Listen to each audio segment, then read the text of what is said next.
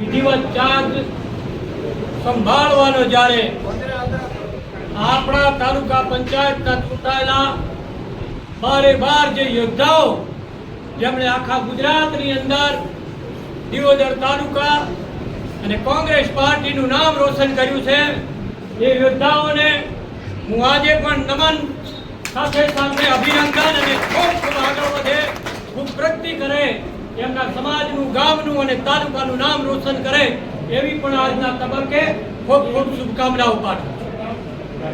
વિશેષમાં આપણી વચ્ચે ઉપસ્થિત નવનિયુક્ત તાલુકા પંચાયતના પ્રમુખ, ઉપપ્રમુખ, તાલુકા પંચાયતના સદસ્યો, જિલ્લા પંચાયતના સદસ્યો, કાર્યકારી જિલ્લા પ્રમુખ નરસિંહભાઈ, રંગનાથબા, રત્નાભાઈ, બનાસકાંઠા જિલ્લા કોંગ્રેસ સમિતિના ઉપપ્રમુખ અને ધારાશાસ્ત્રી સન્માનીય બીકે જોશી સાહેબ, અમરસિંહજી, તમામ કરશનભાઈ, તમામ જેના નામ લઈ શકું એવા બધા જ ગામના સિનિયર આગેવાનો, સરપંચશ્રીઓ, વડીલો જે તાલુકા પંચાયતના ચૂંટણી લડ્યા અને થોડાક મતોથી રહી ગયા છે, એ પણ તાલુકા પંચાયતના તમામ સદસ્યશ્રીઓ, જિલ્લા પંચાયતના સદસ્યશ્રીઓ, પત્રકાર મિત્રો અને કર્મચારીગણ, હું આપ સર્વને દિયોદર તાલુકા કોંગ્રેસ સમિતિ વતી આપ સર્વને આવકારું છું, આપનું સ્વાગત કરું છું, અભિનંદન કરું છું.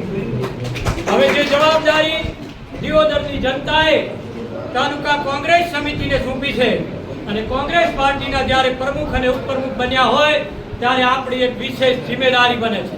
આપણે તમામ સદસ્યશ્રીઓને અને તાલુકા કોંગ્રેસ સમિતિના મોવડી મંડળ અને કાર્યકર્તાઓને પણ હું આજે બે હાથ જોડીને વિનંતી કરું છું, એ જવાબદારી, નિષ્ઠાથી, ઈમાનદારીથી, નાત જાત કોમના ભેદભાવ વગર જે સત્ય છે એમના સાથે રહેજો. એવા કામોમાં આપણે સાથે રહી કોઈ પણ પ્રકારના ભેદભાવ વગર એ કામને સરળતાથી કઈ રીતે પાર પડે, તાલુકાનું હિત, ગામનું હિત અને પાર્ટીનું હિત વિચારી આપ કરશો એવી પણ હું આજે આપ સર્વની જોડે આશા રાખું છું. અને ફરી એકવાર તમામ યોદ્ધાઓને, તમે જે હું પ્રમુખ હતો અને મારા આમ ગણો તો હું વધારે તો નહીં કહું, પણ તમે તમારા લીધે મને આજે જે માન, સન્માન અને બહુમાન મળ્યું છે એ બદલ હું પ્રમુખ તરીકે પણ આપ સર્વનો ખૂબ ખૂબ આભાર અને અભિનંદન કરું.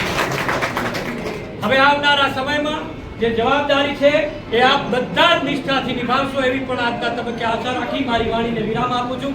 જય હિન્દ, જય ભારત, જય જય ગરવી ગુજરાત, જય જય દિયોદર.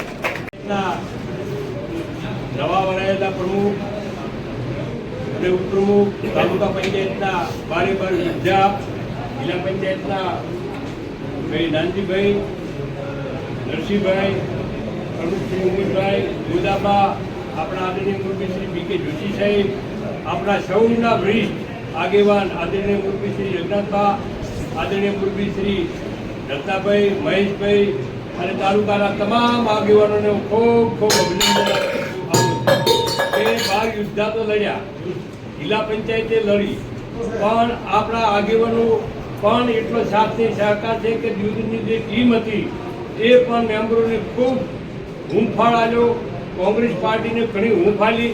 એ બદલ હું આ દિયોદર તાલુકાના તમામ ટીમને હું ખૂબ ખૂબ અભિનંદન પાઠવું છું. તાલુકા પંચાયત 1995માં હું તાલુકા પંચાયતમાં હતો અને આખા ગુજરાતમાં એક તાલુકા પંચાયત હતી, 182માંથી દિયોદર. અમે 12 હતા, 11 ભાજપમાં હતા, તોય 5 વર્ષ જેનીબેન પ્રમુખ હતા, હું કારોબારીમાં હતો અને તાલુકા પંચાયત 5 વર્ષ સણનાર ચલાવી હતી. એટલે એના પછી ભારતીબેનજી આવ્યા અને આ પણ ચૂંટાયેલા જે ડેલિગેટો, પ્રમુખ ને ઉપપ્રમુખ નવા નથી. આપણે સૌ કોઈ પણ તાલુકાનો વહીવટ જાણા છા કે કઈ રીતે કરવો, કઈ રીતે ન કરવો. એટલે વ્યવસ્થિત હું તમને બધાય ખાતરી આપું છું પ્રમુખ ને ઉપપ્રમુખ વતી કે સારો વહીવટ તાલુકાનો થશે.